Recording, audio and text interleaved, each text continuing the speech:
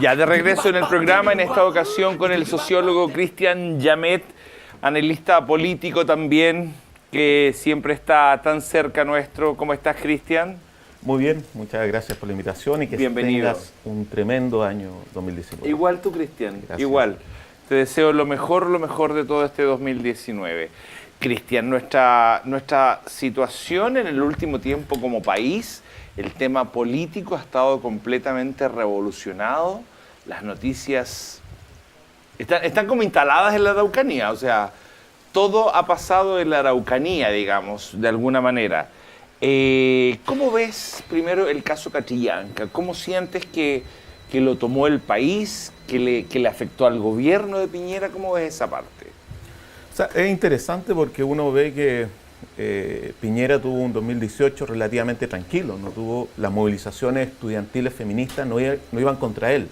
No es lo que le pasó la primera vez, el 2011, con las movilizaciones que lideraba Camila Vallejo, que eran contra él directamente. Y sin embargo, vemos que en menos de un año pierde un capital político muy importante a propósito del caso de Catrillanca, que es un tema todo esto histórico, no un tema de Piñera. Lo que pasó acá fue que hubo una versión que creo que por primera vez no se creyó, porque no es primera vez que muere mapuche de forma, no sé, de forma muy extraña, ¿no? Existe una serie de casos que se ha hablado de Catrileo, Nicolasa Quintramán, que era la líder contra la represa Ralco, que murió ahogada. O sea, en cambio, creo que ahora fue insostenible públicamente esa versión de que hubo un enfrentamiento, considerando que también hay una sociedad civil tal vez mucho más sensibilizada con el tema mapuche de lo que era hace 15 años. ¿Cómo sientes tú de alguna manera que debería actuar ahora el presidente respecto a lo que es su ministro del Interior y su primo Andrés Chadwick? Ahora aparece por ahí en una declaración oficial que un carabinero de alto rango, espérate, acá tengo el nombre que no lo recuerdo, Victorino, exactamente, Mauro Victorino, dice que él le dice a Chadwick que las otras personas, los que estaban ahí con Catrillanca, venían desarmados. Y Chadwick responde, no se escucha. ¿Cómo se entiende eso? Que un ministro te diga, no, es que se me cortó el teléfono. ¿Cómo se entiende eso? Claro, no tenía saldo para llamar de nuevo. Claro, ¿cómo se entiende eso? Que hay un montón de memes diciendo que Chadwick... ¿Cómo es eso? ¿Cómo lo ves? Impresentable, o sea, una autoridad que es el ministro del Interior, que tiene a cargo la seguridad del país. Debe ser una de las personas con mayor credibilidad, porque de lo contrario el propio ministro se transforma en una amenaza y no en una garantía de estabilidad. Creo que hoy día hay un consenso, por lo menos en vastos sectores de la sociedad, de que debería renunciar. O sea, ya ¿Piensas que va a pasar? No lo sé. Alguien que tiene mucho poder en la derecha, alguien muy cercano al presidente, sabemos que son primos. No sé en qué momento, tal vez no sea luego, tal vez sea cuando se enfríe, que es cuando el manejo de crisis es que lo que sugiere es que una vez que se enfríe, te hacemos renunciar y no sea en caliente para no darle el favor a la oposición. Pero hay un costo político, o sea, el costo político lo está pagando Piñera, no Chadwick, además, en el fondo, es el que va a estar los próximos 3 años que le quedan. Oye, o sea, finalmente esto sí perjudica a Piñera. Sin duda. O sea, ¿Y crees tú que le mejoraría un poco la imagen al presidente si lo sacara? Sin duda, o sea, lo que espera la ciudadanía, la oposición y creo que incluso sectores del gobierno es que, o de la derecha, es que dé un paso al costado. O sea, es insostenible las versiones, yo creo que han 3, 4 versiones donde han ido cambiando, que hubo un enfrentamiento, no había video, después que se había video. O sea, esto parece una teleserie de Pacto de sangre. No la he visto, pero... Pero sí, es como un thriller. Claro, donde muere gente. Pero claro, el problema es que acá no es una teleserie, es la vida real. Claro. O sea, hay una persona que falleció, otro niño que era menor de edad, que fue sometido a premios legítimos por parte de Carabineros. Entonces, no es teleserie, y eso yo creo que hoy día la gente debería tal vez tener esa claridad. Ok, Cristian, para alcanzar a tocar varios temas contigo, lo que está sucediendo en Brasil, esto de la asunción de Bolsonaro, ¿cómo se ve? ¿Qué significa para América Latina? Muchos dicen que, bueno, que si bien es cierto hay un grupo de gente en Brasil, los que lo eligieron obviamente, que estaban cansados del otro sistema, de la otra fórmula, ¿hay alguna manera de verlo en que podría decirse América Latina retrocede? América Latina vuelve a un lugar más primitivo, más básico, en donde te imponen, en donde no se conversa, en donde no hay una racionalización de las decisiones. ¿Cómo lo ves un poco esto de Bolsonaro? Y bueno, y lo que ha pasado en estos pocos días de gobierno de Bolsonaro.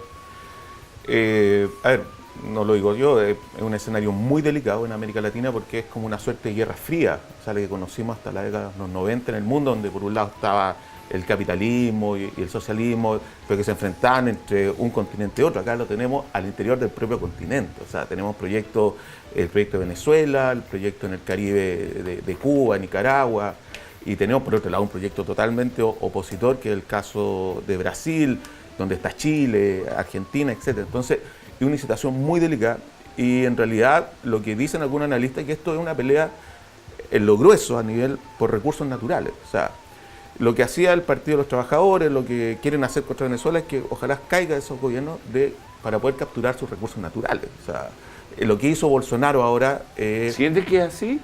En lo grueso, en lo geopolítico muy grande, hay una disputa por recursos naturales. Petróleo, oro, lo primero en garantizar Bolsonaro es ampliar la posibilidad de explotar la Amazonía. O sea, con eso van a desaparecer una serie de pueblos originarios que no tenían contacto mayor con la civilización. Entonces, hay un tema económico de fondo, pero también hay un tema, yo diría, ético. En Brasil salió una frase muy, muy importante. Decía, mira, no me importa si el tipo es homofóbico, no me importa si Bolsonaro es machista, lo que quiero es que no sea corrupto. Claro, claro. O sea, es un tema que... Claro, se fueron por ese lado. Estoy dispuesto a aceptar lo que sea. Con tal de que no sea corrupto. Y es delicado, porque él ya tiene acusaciones de financiamiento irregular, etcétera. O sea, sí, porque en el fondo, ¿a ti qué te puede asegurar que una persona sea corrupto? No es que todos los de izquierda son corruptos y todos los de derecha son probos, ¿no es así? No. Pero hoy día en política parece ser el juego de ser lo que no, parecer ser lo que no es. O sea, de alguna manera me quiero presentar como alguien probo, etcétera, y quien tenga esa capacidad de presentarse y de convencer al resto de que lo soy, tiene un margen de victoria mayor. Oye, y lo que hace pocos días su ministra dice, las niñitas se visten de rosado, los hombres de azul. ¿De qué se trata la señora? A ver, eso es interesante porque es lo que se llama un neoconservadurismo. Es decir, es un proyecto que es liberal en lo económico, muy liberal. O sea, el tipo quiere instalar el tema de la AFP en Brasil. O sea, desmantelar todo y nosotros venimos de vuelta, no queremos más AFP, allá quieren instalar la AFP. Muy liberal en lo económico, pero muy conservador en lo valórico. En lo político, muy autoritario, en lo étnico, en lo que dice Bolsonaro contra la población afro-brasileña, terrible, dice ellos ni siquiera deberían procrearse. ¿Qué le pasa a Bolsonaro realmente? Que un tipo que quiere instalar una suerte de nuevo colonialismo interno en Brasil, donde el blanco de nuevo sea el que tome las decisiones y ya no sea... Qué grave lo que... Pero eso es lo que está pasando. Es un retroceso terrorífico. Muy peligroso, muy delicado. Brasil va a estar en una situación de mucha conflictividad interna porque, ojo, el Partido de los Trabajadores sacó 47 millones de votos. No es que perdió Bolsonaro sacó 58 por paliza, y el otro sacó 20 millones. No. O sea, en gobernaciones tienen mayoría el Partido de los Trabajadores. Entonces va a ser una situación muy delicada y que va sin duda a repercutir en toda América Latina. Ok, Cristian, lo que dijo un diputado también del sector de Bolsonaro, que si a usted le gustan los indios, vaya a Bolivia porque Bolivia está lleno de indios y allá hasta el presidente es indio. ¿Qué te parece eso? O sea, da cuenta de su discurso... Tú que has estado bastante en Bolivia y conoces, digamos, la realidad de Bolivia, ¿cómo lo ves? O sea, es complejo porque uno ve que Bolivia, los indicadores macroeconómicos, está creciendo sobre el 5%, ha sido una de las economías que más ha crecido, y justamente con un proyecto que es contrario al que quiere hacer Bolsonaro, que es un proyecto donde el Estado, no es un proyecto estatista absoluto, pero donde el Estado sí recupera los recursos naturales, el litio, petróleo, lo utiliza para el gasto público. Tiene hoy día...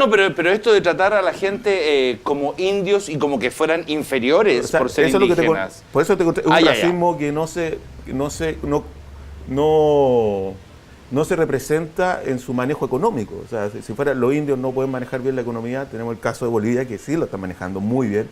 Acaban de generar una cooperación con una gran empresa alemana para poder desarrollar la explotación del litio.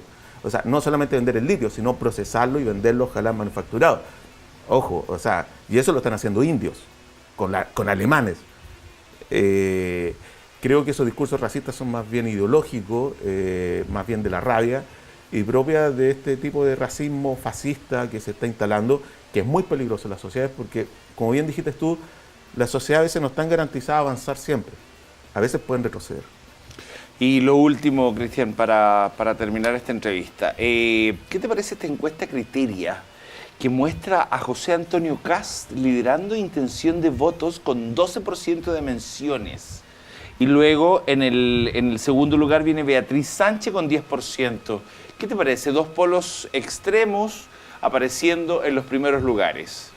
O sea, lo que pasa en Brasil o pasó en Estados Unidos con el caso de Trump, sí.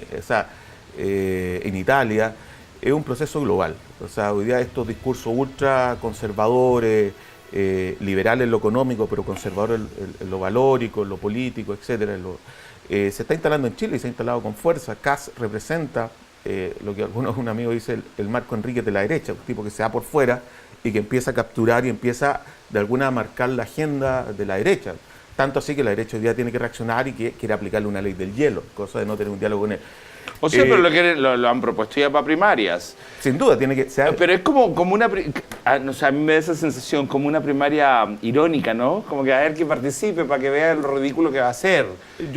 ¿Algo así o no? Lo mismo se hizo con Bolsonaro, se subestimó. Era un tipo que era diputado desde los 90 en Brasil.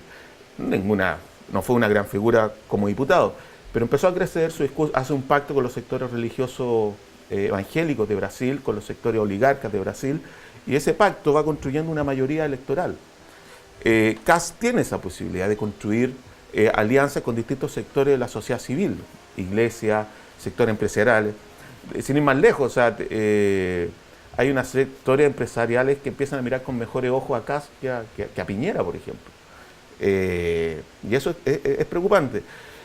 Lo preocupante no es que alguien se presente en una elección con un discurso ultraconservador. Lo preocupante es que ganen esas elecciones y desde ahí destruyan la democracia. Es lo que está pasando en Brasil. Ok. Gracias, Cristian, por haber venido. Gracias. Siempre un agrado estar contigo. Nosotros nos vamos a un corte y volvemos con más Iquique al Día. No se vaya.